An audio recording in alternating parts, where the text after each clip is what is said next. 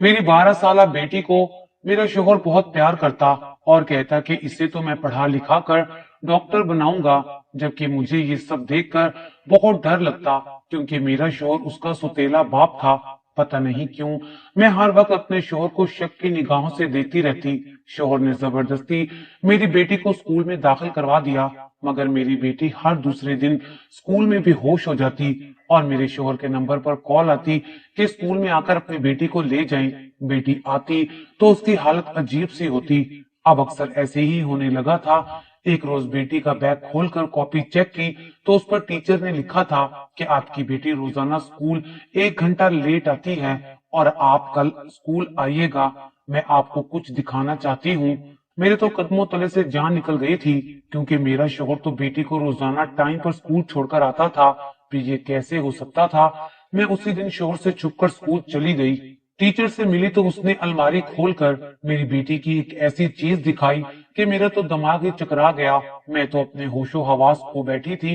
Teacher बोली कि आपकी बेटी तो रोजाना, मेरा नाम फिरदौस है, मैं बहुत खूबसूरत थी, लेकिन मेरी किस्मत मेरी जैसी खूबसूरत नहीं थी। मेरी शादी एक ऐसे शख्स से हुई जिसने मेरे साथ बहुत ज्यादा जुल्म किया। वो मुझ पर रोज हाथ उठाता था, रोज मुझ पर तशद्दुद करता था, और जिसकी कोई वजह नहीं होती थी। वो छोटी छोटी बातें जो उसे खुद ही बुरी लग जाती थी, कि आज तुमने खाना अच्छा नहीं बनाया, आज तुमने मेरे कपड़े इस्त्री नहीं किए। मुझे समझ नहीं आती थी कि उसे मुझे मारकर मिलता क्या है।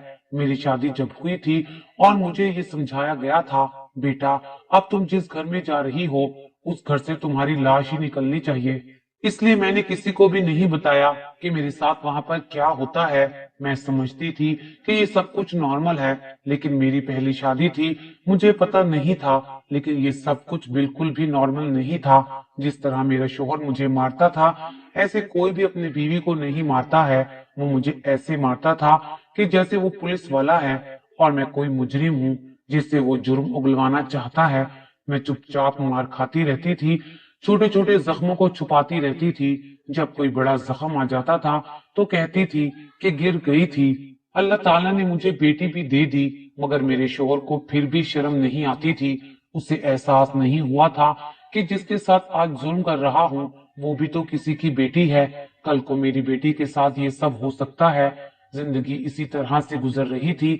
मेरे शोहर ने मुझे इतना मारा कि मेरी टांग तोड़ दी, और उसी दिन मेरा एक भाई जो बाहर के मुल्क में होता था, वो अचानक से मुझे मिलने आया था। उसने ये मंजर देख लिया। उसने कहा कि मैं अपनी बहन को यहाँ पर ख्वार होते हुए नहीं देख सकता। वो मुझे साथ ले जाना चाहता था। मेरे शोहर ने कहा कि अगर ये वापस गई तो मैं इसे तलाक दे दूंगा। मेरे भाई ने कहा कि तू तलाक भेज दे, फिर इसके बाद मैं तुझे ठीक करूंगा। मेरे शोहर ने तैश में आकर मुझे तलाक दे दी, और उसके बाद मेरे भाई ने उस पर केस करवा दिया कि उसने हमारी बहन पर तशद्दुद किया है। टांग टूट कर जुड़ गई थी, लेकिन मेरे चलने में नुक्स आ गया था और मैं लंगड़ा लंगड़ा कर चलती फिरती। फिर भी मेरी शादी दोबारा करवा दी गई, और अब मेरी शादी एक अच्छे भले इंसान से हुई थी। सब हैरान थे कि मुझ जैसी लंगड़े की भी दूसरी शादी हो गई। मेरा दूसरा शौहर पहले से भी शादीशुदा था, लेकिन उसके कोई बच्चे नहीं थे। वो देखने में ज्यादा बड़ी उम्र का नहीं लगता था, फिर भी उसने मुझसे शादी कर ली। वो मेरे भाई का दोस्त था। सब कह रहे थे कि ये एक अच्छा इंसान है, इसलिए उसने शादी कर ली। हम लोग भी मुतमईन थे। शादी के बाद जिंदगी अच्छी जा रही थी। मेरा साहब का शोहर तो मुझे बहुत मारता था, मगर ये वाला शोहर मेरा बहुत ख्याल रखता था। अगर कभी कभी थोड़ी बहुत डांट पड़ जाती या गुस्सा कर देता तो मुझे इतना बुरा नहीं लगता था, लेकिन पहले वाले शोहर को तो मुझे मारने के लिए बहाना चाहिए होता था। मैं जिंदगी भर अंधेरे में ही रही थी, इसलिए अब रोशनी मुझे बहुत ज्यादा खूबसूरत लग रही थी। और अगर कभी कभी थोड़ा अंधेरा नजर आ जाता तो इतना डर नहीं लगता था। जिंदगी इसी तरह गुजरने लगी। जब साबका शोहर से तलाक हुई तो मेरी बेटी 6 साल की थी, और आज मेरी दूसरी शादी को 6 साल हो गए थे। मेरी बेटी 12 साल की हो गई थी, और मेरी तरह ही वो ज्यादा खूबसूरत थी। जब मैंने उसे 5 जमातों तक पढ़ा लिया तो उसके बाद उसे बड़े स्कूल में दाखिल करवाना था। मेरे पाँव की वजह से मैं ज्यादा आना जाना नहीं करती थी। मेरा शोहर भी मेरी बेटी को बहुत प्यार करता اور کہتا اسے تو میں پڑھا لکھا کر ڈاکٹر بناؤں گا۔ میرا شوہر اس کو ایک نئے اسکول میں داخل کروا کر آ گیا۔ دراصل میری بیٹی کے 2 سال ضائع بھی ہوئے تھے میری طلاق اور سارے مسئلے مسائل کے لیے، ورنہ آج وہ بڑے اسکول میں پہلے سے ہی پڑھ رہی ہوتی تھی۔ تو وہ 12 سال کی پر چھٹی کلاس میں تھی۔ میری بیٹی بہت خوبصورت اور لمبی چوڑی تھی، اپنی عمر سے بھی زیادہ بڑی لگتی تھی۔ اپنی کلاس میں صرف میری بیٹی ہی زیادہ عمر کی تھی۔ وہ کہتی تھی کہ ماں، لڑکیاں میرا مذاق اڑاتی ہیں۔ میں نے کہا کہ تم چپ چاپ پڑھائی کرو، کیونکہ پڑھائی بہت ضروری ہے۔ میرا سابقہ شوہر عجیب تھا، میری بیٹی کو پڑھانے پر بھی راضی نہیں تھا، تبھی اس کے 2 سال ضائع ہو گئے تھے۔ لیکن ایک بات بڑی عجیب تھی، جب سے میری بیٹی نے نئے اسکول میں جانا شروع کیا تھا، وہ ہر دوسرے دن بے ہوش ہو جاتی تھی۔ جب پہلی بار مجھے اسکول سے کال آئی تو میں بہت پریشان ہو گئی۔ فوراً اپنے شوہر کو بھیجا کہ جا کے بیٹی کو لے آئیں، وہ بے ہوش ہو گئی ہے۔ میں بہت زیادہ پریشان تھی۔ اچانک میری بیٹی کو کیا ہو گیا تھا؟ اس کی بھی تو ایک بری عادت تھی، صبح صبح ناشتہ کر کے نہیں جاتی تھی۔ شوہر اس کو واپس لے آیا، لیکن 2 گھنٹے لگا دیے۔ میں نے کہا کہ 2 گھنٹے کہاں لگے؟ اس نے کہا کہ اسکول والے عجیب و غریب قسم کے سوالات کر رہے تھے۔ آپ اس کے بابا ہیں، لیکن اس کی پچھلی سرٹیفکیٹ میں تو کسی اور کا نام لکھا ہے۔ میں نے بتایا کہ میں اس کا ستیلا باپ ہوں، تو وہ مجھ سے کوئی کاغذات سائن کروائے اور پھر بچے سے پوچھا کہ یہ آپ کے بابا ہیں۔ جب اس نے کہا کہ میرے بابا ہیں، تب انہوں نے بچی میرے حوالے کی۔ وہاں سے اسے ڈاکٹر کے پاس لے گیا کہ اس کی حالت بہت بری تھی۔ ڈاکٹر کے پاس بہت رش تھا، کرتے کراتے 2 گھنٹے لگ گئے، لیکن اب پہلے سے بہتر ہے۔ میری بیٹی پہلے سے بہتر تھی، لیکن اسے بہت نیند آ رہی تھی اور وہ فوراً ہی سو گئی۔ ایسا پہلے کبھی نہیں ہوا تھا، جب وہ چھوٹی بچی بھی تھی تب بھی نہیں ہوا تھا۔ اب تو ماشاء اللہ سے بڑی ہو رہی تھی۔ اصلی پریشانی میری تب شروع ہوئی جب اگلے ہفتے بھی یہی ہوا۔ دوبارہ سے میرے شوہر اسے ڈاکٹر کے پاس لے گئے۔ اس دفعہ بھی میرا شوہر اسے لینے کے لیے گیا۔ شوہر نے کہا کہ ڈاکٹر نے کہا ہے کہ یہ کمزور ہے، اس کو خون کی کمی ہے، اس کو اچھی خوراک دیں۔ میں نے بیٹی کی صحت کا خیال رکھنا شروع کر دیا۔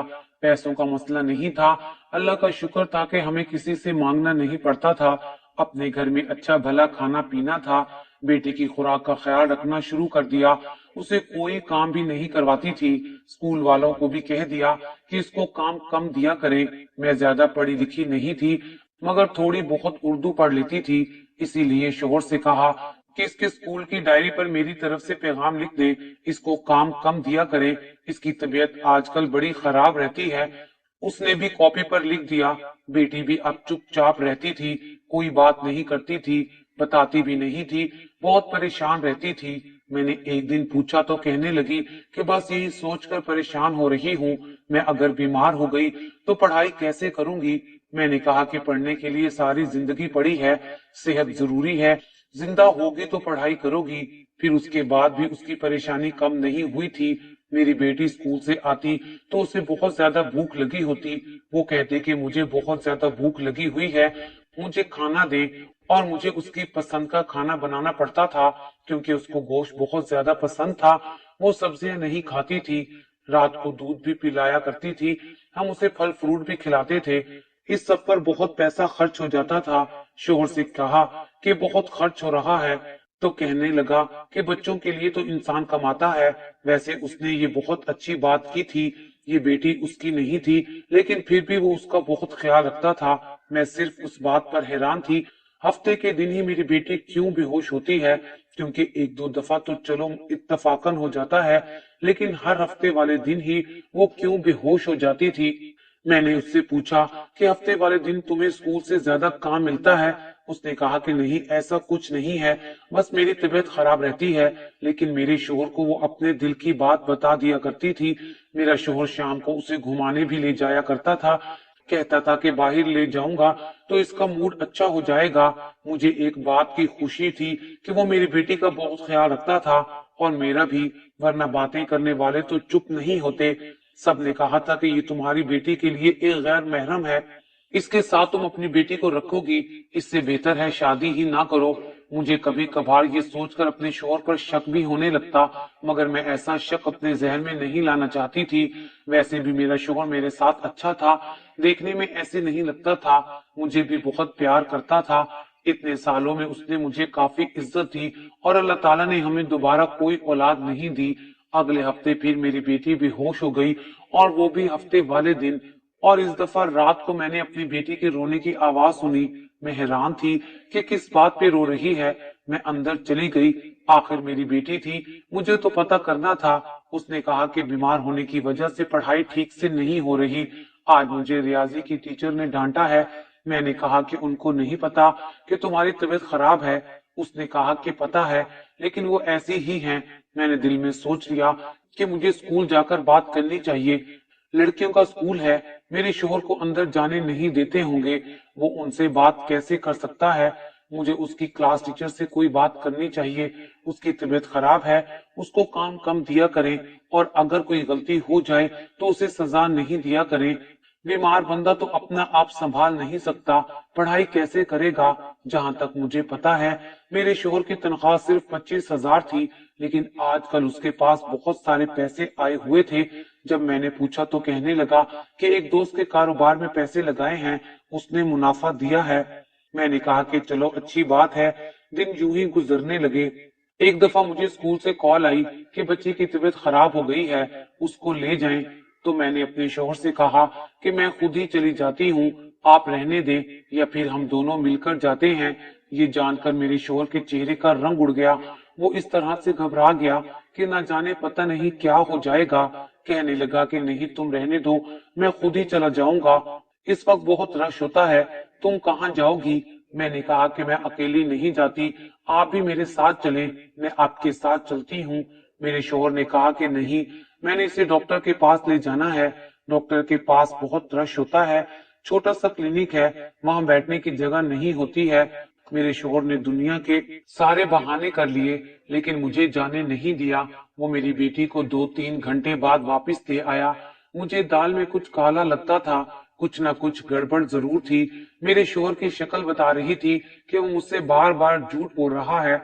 कुछ चल रहा है उन दोनों माँ बेटी के दरमियान, और मेरा शोहर भी उसका साथ दे रहा था कि इस उम्र में कोई बच्चा पढ़ाई नहीं करना चाहता है। पर मेरी बेटी तो ऐसी नहीं थी, और मेरा शोहर भी इतना बेवकूफ नहीं हो सकता था कि बच्चे के साथ मिल जाए। इसीलिए मैंने सोच लिया कि अब मैं फोन का इंतजार नहीं करूंगी, इसी हफ्ते टाइम निकाल कर खुद उसको लेने चली जाऊंगी। पता करूंगी आखिर ऐसा क्या होता है कि मेरी बेटी इतना थक जाती है, और उस्तादों से पूछूंगी कि उसको कहीं ऐसे कमरे में तो नहीं पढ़ाते जहां पंखा लगा हुआ नहीं होता, या फिर स्कूल का कोई काम तो नहीं करवा रहे हैं। मेरी बच्ची क्यों बेहोश हो जाती है? वो क्यों स्कूल वालों से बहुत डरती है? अगर वो उनके साथ कुछ गलत भी कर रहे हैं तो वो घर आकर बिल्कुल भी नहीं बताती। इसलिए मुझे खुद जाकर पता करना चाहिए। इसलिए मैंने जाने का इरादा कर लिया। एक दिन मेरा शोहर काम पर गया हुआ था और अभी छुट्टी में 3 घंटे बाकी थे। मैंने अपने घर के काम जल्दी जल्दी खत्म किए और अपनी बेटी के स्कूल की तरफ रवाना हो गई। अजीब बात थी, जब से मैंने दाखिला करवाया था तब से मैं उसके स्कूल गई ही नहीं थी, क्योंकि घर के काम खत्म नहीं होते थे। लेकिन आज मुझे जाना था। लेकिन जब रिक्शे वाले को एड्रेस समझाया और कहा कि वहां स्कूल जाना है, तो उसने कहा कि इस नाम का तो वहां कोई स्कूल नहीं है। मैं तो हैरान रह गई कि मैंने सोचा कि शायद रिक्शे वाले को कुछ पता ही नहीं है। मैंने कहा कि आपको इस एड्रेस का तो पता चल जाएगा। तो कहने लगा जी हाँ। मैंने कहा बस मुझे इस एड्रेस पर उतार दें, स्कूल में खुद तलाश कर लूंगी। रास्ते में सोच रही थी कि एक रिक्शे वाले को तो पूरे इलाके का पता होना चाहिए, लेकिन ये किस तरह का रिक्शे वाला है जिसको कुछ पता ही नहीं है। वहां पहुंची तो गली के अंदर स्कूल नजर नहीं आ रहा था, लेकिन जिस स्कूल का नाम मेरी बेटी बताया करती थी, इस नाम का मुझे एक बोर्ड एक इमारत पर नजर आ गया। लेकिन ये बहुत ही पुराना था और कोई उसको पढ़ भी नहीं सकता था। लेकिन मैं समझ गई कि यही स्कूल है। फिर मैंने देखा दरवाजे पर ना बाहर कोई गार्ड बैठा था और ना आसपास कोई बच्चा या कोई रेडी वाला खड़ा था। वहां तो स्कूल जैसा माहौल ही नहीं लग रहा था। फिर मैं अंदर दाखिल हो गई और देखा तो अंदर काफी सारे कमरे थे, और वो अंदर से भी कुछ स्कूल जैसा नहीं लग रहा था। इमारत बड़ी गंदी थी। एक तरफ मैंने देखा तो अंदर एक आदमी बैठा था जो कि नशा कर रहा था। मैंने सोचा कि इस नशाई का यहाँ क्या काम?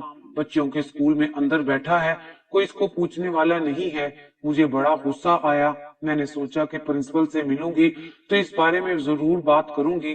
थोड़ी देर के बाद मुझे एक गाने की आवाज आने लगी जिस पर बहुत अच्छा डांस हो सकता था। यानी कि वो ऐसा गाना था कि जिस पर कोई डांस कर सकता था और वो गाना गूंज रहा था। मैंने कहा कि स्कूल के अंदर गाना गूंज रहा है, अजीब बात है। फिर सोचा कि शायद किसी फंक्शन की तैयारी हो रही होगी, क्योंकि स्कूल में फंक्शन होते हैं तो लड़कियां इसी तरह के गानों पर डांस वगैरह के टैबलो किया करती हैं। और फिर इस तरह से कोई ना कोई फंक्शन होता है।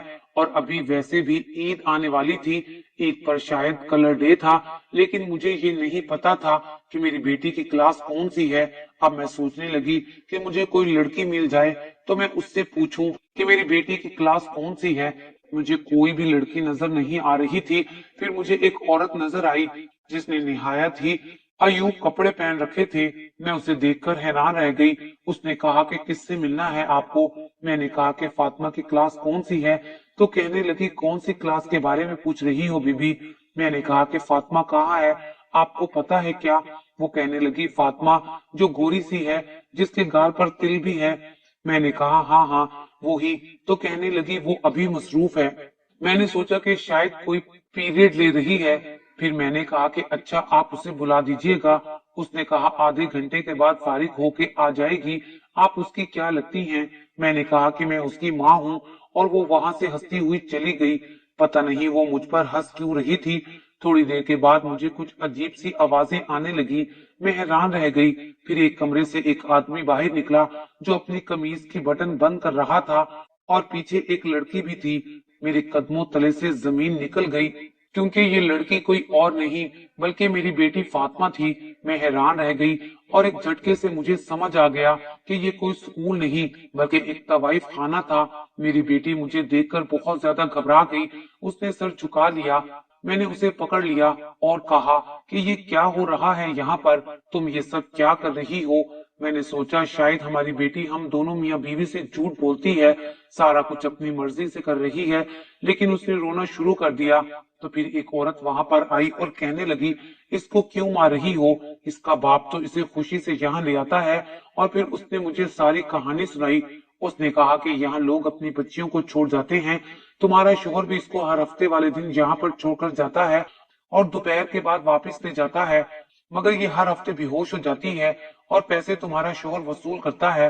तुम्हारे शोहर ने घर का नंबर भी दिया था और कहा था कि मेरी बीवी को शक ना हो, बस तुम इस तरह से बात करना, मैं खुद समझ जाऊंगा। उसने तुमसे झूठ बोला है, लेकिन उसने हमें कहा था कि तुम उसकी मां नहीं हो और ये उसकी अपनी बच्ची है, वो अकेला ही इस बच्ची का मालिक है।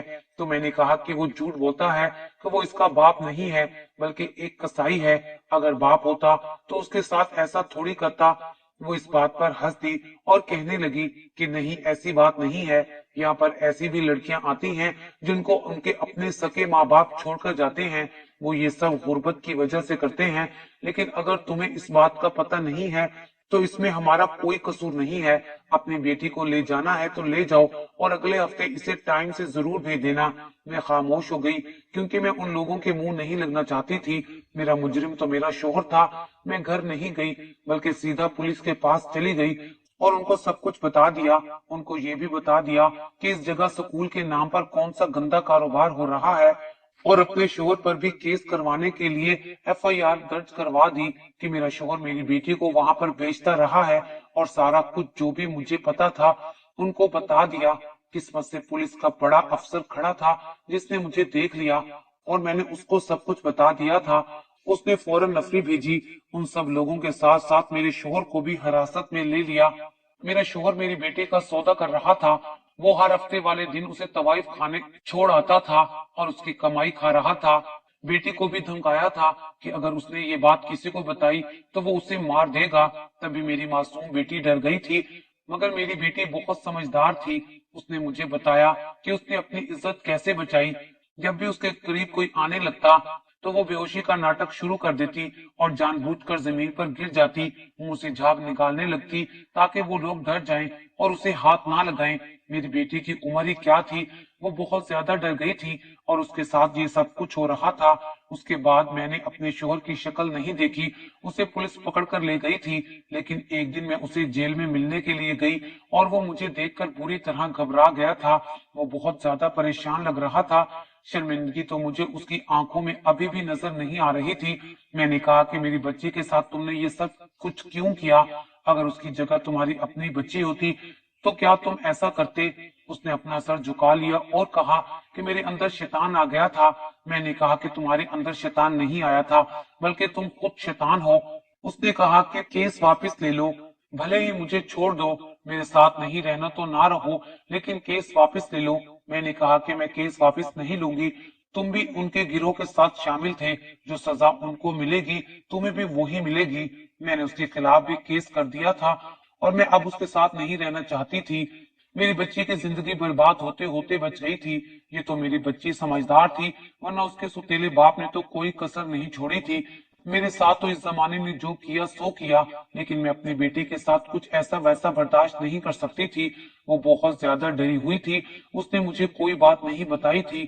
ہم نے وہ محلہ چھوڑ دیا اور میں نے اپنے شوہر سے خلا لے لی۔ اس کے بعد میں اپنے بھائی کے گھر دوسرے محلے چلی گئی، جہاں میری بیٹی کے بارے میں کوئی بھی نہیں جانتا تھا۔ ویسے تو اس بات کے بارے میں کسی کو پتہ نہیں چلا اور میں کوئی رسک نہیں لینا چاہتی تھی۔ میں نے اپنی بیٹی کو پھر سے اسکول میں داخل کروا دیا۔ اس نے بامشکل ایف اے کیا اور اس کے بعد بھی گھر بیٹھ کر بی اے کیا، تو میں نے اس کی شادی کر دی۔ اس بیچ میں نے اس سے کس طرح سنبھالا، کس طرح سمجھایا، یہ صرف میں ہی جانتی ہوں۔ بیچاری راتوں کو اٹھ جاتی تھی، ابھی بھی سوچتی ہوں تو کلیجہ منہ کو آ جاتا ہے۔ کیا بگاڑا تھا میں نے اس شخص کا جو اس نے میرے ساتھ اتنا برا کیا تھا۔ اللہ تعالیٰ سب بیٹیوں کو اپنے حفظ و امان میں رکھے اور ان کے نصیب اچھے کرے، آمین۔